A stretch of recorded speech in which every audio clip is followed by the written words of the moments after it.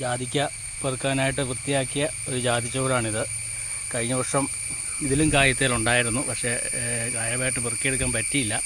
അത് ഈ വർഷം സംഭവിക്കാതിരിക്കാൻ വേണ്ടിയാണ് ഇത്രയും സമയമെടുത്ത് തെളിച്ചത്. ചുവട്ടിലത്തെ 1-2 കമ്പൊക്കെ വെട്ടിക്കളഞ്ഞ് താഴെ വീഴുന്ന പെട്ടെന്ന് പെറുക്കിയെടുക്കാൻ വേണ്ടി. ഈ വർഷം തൊട്ട് ആ ജാതി കൃഷി ആദായകരമാണ് എന്നൊരു തോന്നലുണ്ടാകണം. ഇതുവരെ ഒരു ഫീലിംഗ് അങ്ങനെ ഇല്ലായിരുന്നു. കാരണം ഒരു 2000 രൂപ ഒരു വർഷം കിട്ടും, അതിക്കുള്ളൊന്നും ഈ 10-15 ജാതിയൊന്നും കിട്ടിയിട്ടില്ല. ഇത് പെറുക്കിയെടുക്കാത്തതുകൊണ്ട് തന്നെ സംഭവിച്ചതാണ്. ഇനി അത് വരാതെ നോക്കണം. അപ്പോൾ ഈ വർഷത്തെ ആദായം എങ്ങനെയുണ്ടെന്ന് നോക്കാം.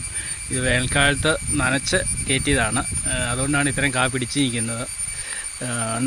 4 ദിവസം നനയ്ക്കാതിരുന്ന ഇല മുഴുവൻ പാടും, കായും ചുരുങ്ങിപ്പോവും, പിന്നെ വെള്ളം ഒഴിക്കും. അങ്ങനെ പിടിച്ച് നിർത്തിയതാണിത്. ജാതി അപ്പുറത്തൊരു ജാതിയുണ്ട്, അതിൽ നല്ലപോലെ കായുണ്ട്.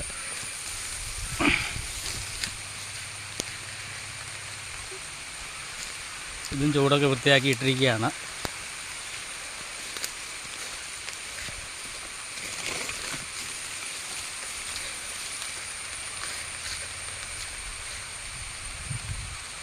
ഇനി നാളെ പൊട്ടിയിരിക്കുന്നതെല്ലാം താഴെ പറിച്ചിടണം, എന്നിട്ട് പെറുക്കണം.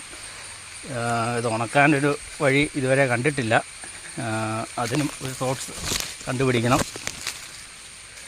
എല്ലാം കൂടെ ആകുമ്പം ലാഭകരമാവുമോ എന്നറിയത്തില്ല. ഇതിലും നല്ലപോലെ കായുണ്ട്. ഇതും ഈ വർഷം നാളെ പെറുക്കിയെടുക്കണം. ഇനി ഒരു 5-6 എണ്ണം കൂടെ തെളിക്കാനുണ്ട്. അത്ര കാര്യമായ കായില്ല. എന്നാലും അതും ഇതുപോലെ ഒന്ന് തെളിച്ചിട്ടില്ലെങ്കിൽ പിന്നീട് ജാതിക്ക പെറുക്കാൻ ബുദ്ധിമുട്ടാവും. കഴിഞ്ഞ വർഷത്തിന് കായില്ലായിരുന്നു, പക്ഷേ ഈ വർഷം ഒരുവിധം കായ്ച്ചിട്ടുണ്ട്.